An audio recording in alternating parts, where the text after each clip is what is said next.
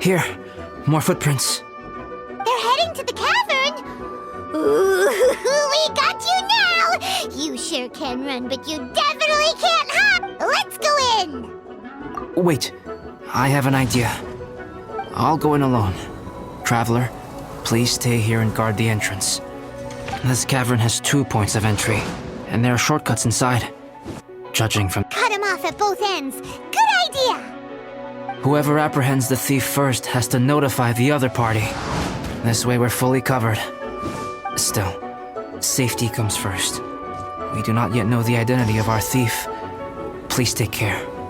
We'll be fine. Okay, see you shortly. Of course. I wonder if Albedo found the thief. This is taking forever. Really? Huh. Maybe it just feels like a long time because Paimon hates waiting.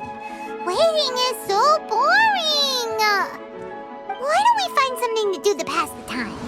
You know, something like... Oh! Look at all that star silver over there! Why don't we gather it up for Albedo? It's right next to the cavern, so we won't be going far. If anything happens inside, we can be right back here in no time! Yay! Let's get started!